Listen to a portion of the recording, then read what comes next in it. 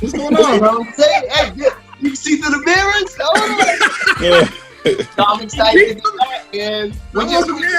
Wednesday? Tuesday. When's your appointment? Tuesday? Yeah. I bet you're gonna see it, man. I'm excited, man. I've been in here working, you know. That's a fact. But yeah, let's get to it. Yeah. So I mean, basically, since everything's been going on, you know, the shutdown and all that, you know, the shops been closed. What have you been doing? Like, how's the fam? How's everyone doing, bro? Like, what's going on? You know, it started off rough. You know, I thought, you know, when it first happened, I was like, oh, it's just gonna be like a 2-week thing, and I definitely was okay with that. You know, I was just like, oh, well, I had 2-3 weeks. I'm cool. I'm chilling. I needed a break anyway. Then it just kept extending, and then it started getting tougher. You know, not so much financially, but it was just mentally too. You know, there's no balance. Like, you know, I love being at work. It's not so much about, you know, I love keeping people fresh. Like, it's a hobby to me. It's awesome. You know what I mean? So. Not being able to use that maybe creative part of my brain has been tough, you know. But, other than that, I mean, you know, quarantine's been cool, you know. I've been using the time wisely. We've been going on a lot of walks. I got 3 kids, and wife and 3 kids, and you know, we've been going on a lot of hiking walks, and honestly, that cuts the day in half. You know what I'm saying? It makes them get home and they're tired, you know, they go to sleep on time. So as a parenting thing, like, that's worked, you know, like during quarantine, it's helped you know, get through the day, you know. So it's been fine, really, you know, we've been getting through it, you know, staying safe, staying away from people, you know, just doing our own thing, you know. Have y'all picked up like any hobbies, or you yourself, like any new hobbies, or you do anything that you didn't do before? So I thought I was gonna paint a lot. You know, I picked up a painting hobby within the last like 1.5, 2 years, and I love that. But I thought I was gonna do a lot of painting, and I haven't been. I've done other creative things. I've done some things in the barbershop. Actually, I painted in the barbershop. I've done painting, but nothing on canvases like what I did when I first started. But as of like the last like 2 months, I just, you know, creativity. Like I said, I painted the barbershop. I've done some cool artwork for the barbershop, including clients. I'm actually gonna post that in a little bit later. You know, the kids, we started off on a roll, like volcanoes. We did mad things when we first started, and creativity wise, like, it's just been, you know, seeing outdoors and talking about nature and talking about God, and, you know, and just becoming one with getting out of the city, really, you know what I mean? So creativity wise, we just been using our brain to think about and see other things, you know, rather than just being stuck in the house, you know? Yeah, for sure. And I did see that one of the paintings on IG, man. I didn't know you painted that, like the one you posted before, like the big one, like the tall. Oh, all right. Yeah, I'll show it to you when the interview's done. I'm looking at it right now. From scratch. You know what I'm saying? I came in here. This was during quarantine. I came in here, you know, like I think it was one of those mental days where I kind of just needed to get out the house. I was stuck in the house and wanted to get out, and I came over here, and I just was looking around, and I was like, I want to do something to that wall, and thought about what I would do, and I had some grooves in there, and I just started one thing led to another, and it just became what it became, you know. So yeah, that's what's up. Yeah, and it's funny too. You touched on creativity, and as a barber, that's like kind of, you know, what makes you as good as you are at what you do, like your creativity. You know, we see on IG you doing your son's hair, you know, putting Superman signs in his hair and just trying to stay sharp. So, you know, with everything being closed down, how do you stay creative as a barber? Like, how do you kind of keep that mental part of the game sharp? Social media. Yeah? Yeah, I've been, you know, I've used quarantine to big up my social media and networking. So I've been going on a lot of other barbers' cages and analyzing what they do, and you know, straight up, like just looking at how other people are doing their thing, you know. Yeah, that's interesting. I remember like years ago, you used to talk about doing the barber competitions also, like a while ago. And you know, that's kind of like the ultimate level of the creativity when it comes to a barber. You know, it's just. So what's crazy is I was supposed to I was already signed up for a barber show during this quarantine. Like before quarantine, I had signed up because, you know, 2020 came and I set a lot of goals for myself. And I you know, even during quarantine, I've been achieving them, you know. It's been like a little hurdle or, you know, a step back, but nonetheless, I still been like shooting for my goal. And doing a competition was one of them. Like getting back into the competition was one of them. And I was signed up. Quarantine happened and it got postponed. So I think it's in July or whatever. But I was supposed to do one, and I'm signed up for two competitions in the competition. So we'll see what's up. You know, I can't wait for that to we get the date on when that is. That's the Connecticut Barber Expo. Shout out to Jay Majors. You know what I'm saying? Yeah, you know. Get down to where everything started. You know, like I personally, I didn't know. I've known you for years, but I didn't know you were a barber until I saw you in the door shop back in the day. I'm saying, so like, you know, is he your motivation? Kind of what got you started on this, you know, barber journey? How did you kind of begin? So, like you were just referencing, my older brother is a barber, and he's 15 years older than me. And when I was 7 years old, he was in the barbershop, and you know, he worked in MC, and I remember, you know, always trooping out there on Saturdays, getting on the bus, low, and I would get over to the barbershop. I would sweep all day. I loved being in the shop. Like, it was the best thing, you know what I'm saying?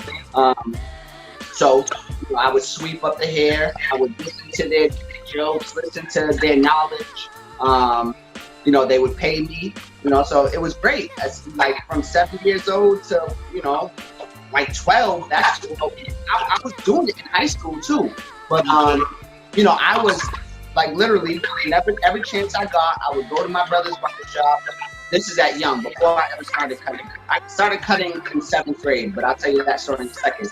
But before ever starting cutting, I was just in the shop, loved being in the shop, sweeping the hair, like I said, listening to the dudes, and they would pay me. So I was just like, yo, there was something with the barbershop. I'm like, yo, I can chill, I can wear whatever I wanted to wear. I could, you know, gain old head knowledge. You know, they just wearing right. I was loving it, you know, and I was making money. So that was that. So the story on me learning how to cut was, you know, I started getting older and started understanding what it meant to look fresh.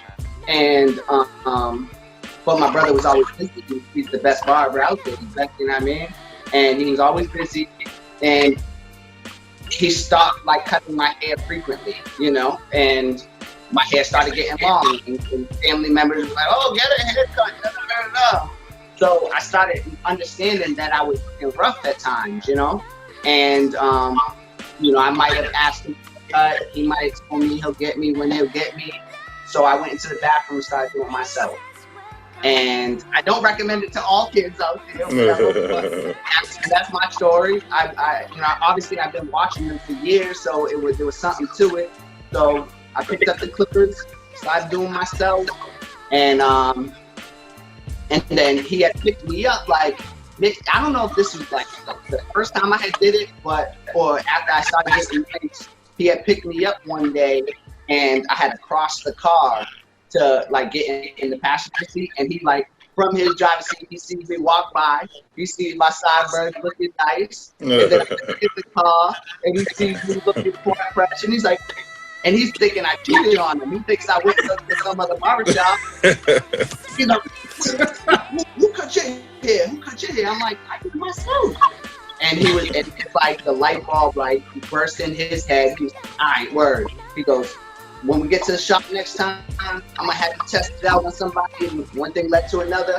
I did that, And then I started, promoting my friends to come to my crib and line them up. And I was like the lineup king in 7th grade. Definitely all stemmed from my older brother, Troy Anthony's barbershop, for sure. What was the beginning, the origin story of Primetime Cutz? I remember chilling at my boy's crib, Peter Mans, Supermans. Hello, man. I remember being at his crib, and he had a Primetime poster above his door, like a picture of Deion Sanders. And I just remember looking at it and was just like, yo, that's the illest picture. And he was mad, like, Deion Sanders was mad swaggy on the field. Like, he had all the accessories and all that, and looked that pretty boy on the field. And I modeled that, I idolized that, and so I started calling myself Primetime after Deion Sanders for football. You know what I'm saying? I idolized him as football skills. So then, I started cutting hair, obviously, and then one thing led to another. That's how I just formed the name. I think my cuts are just as good as Deion football skills. You know what I'm saying? So every Primetime Cutz. I've had a tough time building a team. I'm Primetime, and I'm feeling like there's not a lot of people that got my mentality, so sometimes it's tough. And I feel like that's been my challenge, is just building a team. And, like I said, this is only 5 years, and I'm gonna do this for, the rest of my life. I will figure it out. You gotta find somebody that you can vibe with. Like, I'm with you all day long. Like, you gotta get along. And I get along, I get along with everybody. Like, I'm cool. I'm always on a good vibration, you know what I'm saying? So, it's tough when somebody's not. Like, for me, like, I don't want always bad vibes, I know for businesses like yours, like the quarantine is pretty tough, and you got to adjust mentally. But one thing I definitely noticed with you is you had a social media presence before, but definitely when the quarantine started, I definitely noticed like you was definitely more on it. So I thought that was pretty good as a barbershop, especially. I had the time. Yeah. I had the time. Like, on a normal day, I'm not like, if I come to the shop, like, I'm using my hands to cut. I'm not on my phone. I barely touch my phone unless I got to pick it up to, someone calling me. But so obviously I had social media, but I wasn't really active. So I started ramping up before quarantine, obviously, and I had major plans. I started reaching out to everybody to subscribe to my YouTube, and I was about to drop mad videos when quarantine happened, and I wasn't in the shop, so I'm like, damn, like, all my barbershop videos that I were not going, I wasn't able to do. But I just, I put 2 and 2 together, and I was realizing that I had time, so why not, start networking? And I have, like, I found some cool strategies, and I've been busting on social media. Not as of lately, like in the last week. I've been busy with other stuff, and like my mind hasn't been there on social media. But all in all, like, that was my goal. I had a goal when quarantine started. Once I started, I was just like, you know what? I'm about to up my followers, and I didn't pay for nothing. All it was going on other people's pages and showing them love. That's it. Drop some content, but show people love. And then when they come to my stuff, if they like it, they follow me. And that's just been my thing. I just been ramping up on social media. I know I had some, and I plan to bust out a whole bunch more content. So, excuse me. So how would you say your business has adjusted since? Because I know you said you've been hopping on social media more, but is there any other way that you feel like your business is adjusted or will adjust moving forward?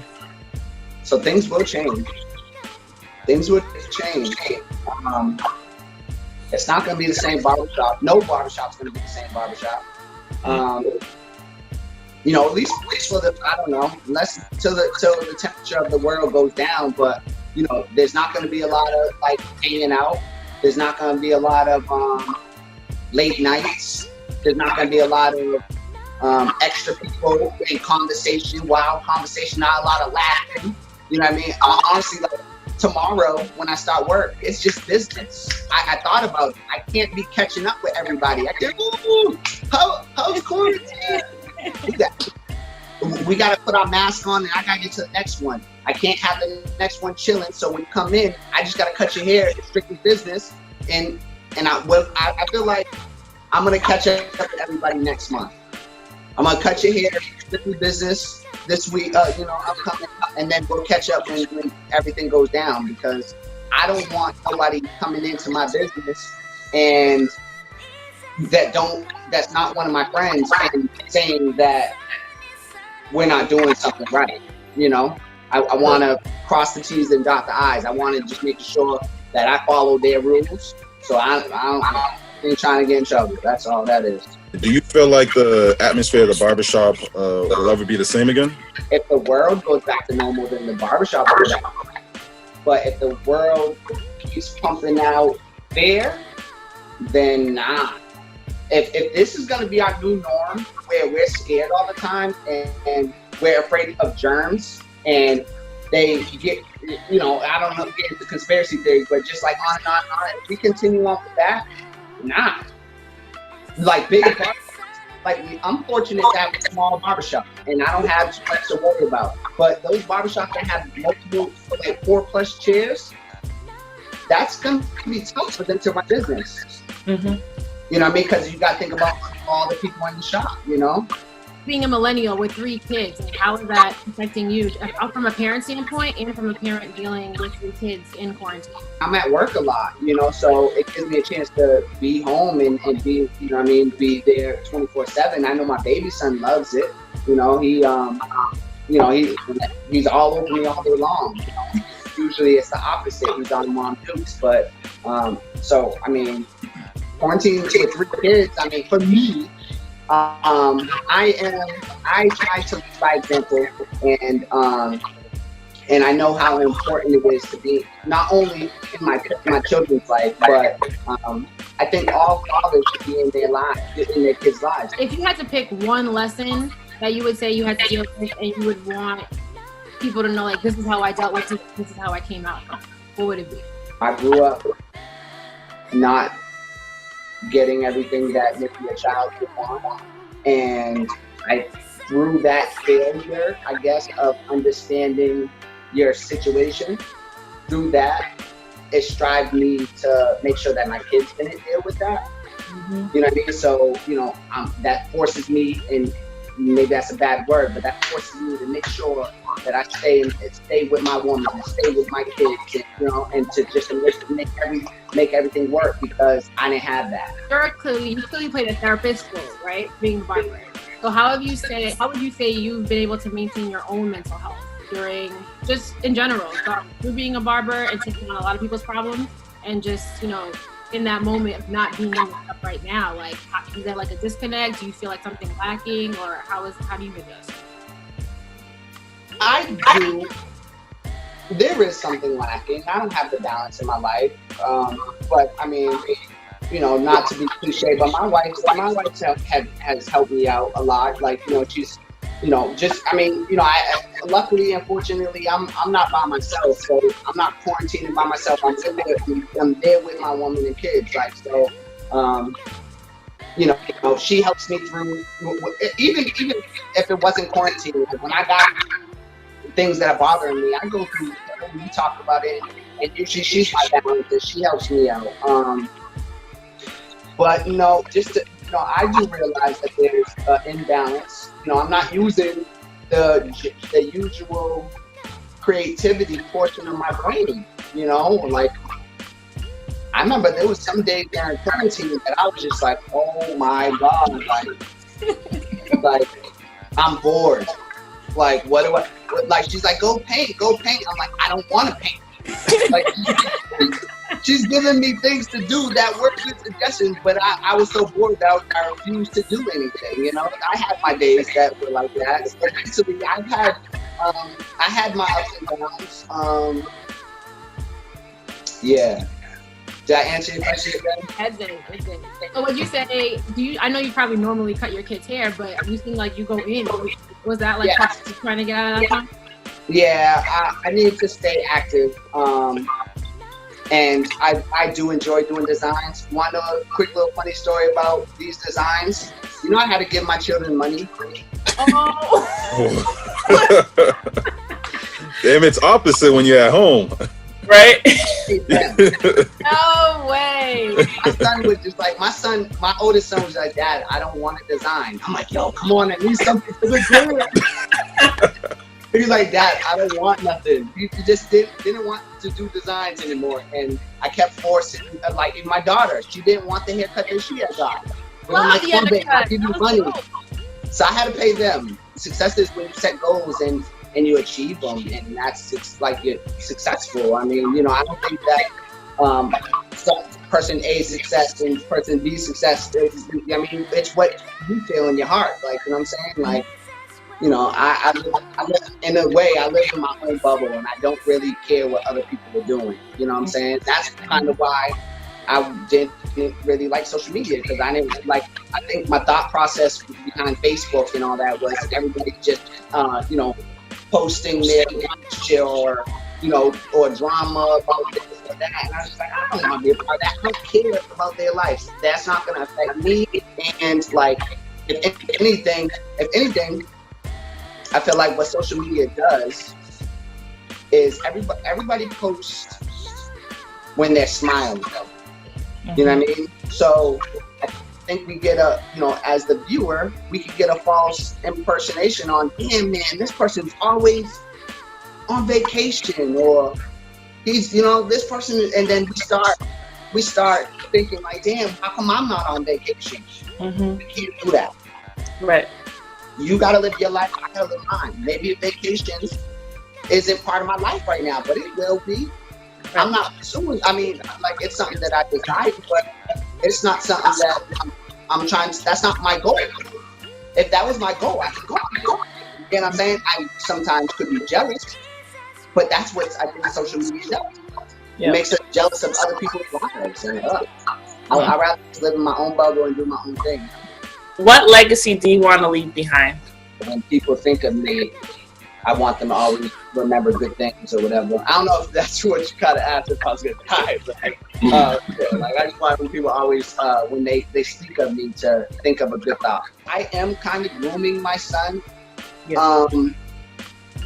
And that would be awesome if that's part of his lifestyle when he gets older. Am I necessarily pushing for him to do this? No. I want to pass it down to him. And if he so chooses, I'm grooming him to learn, know how to cut, so that when I'm not there, he can make his own money. Shout out to the Milli Blog for interviewing me and featuring me as a Milli Mogul. My name is Syrus, owner of Primetime Cutz Barbershop. My IG is Primetime Side with an S and a Y at the end. And you could also follow the barbershop, Primetime Cutz with a Z at the end. Appreciate y'all.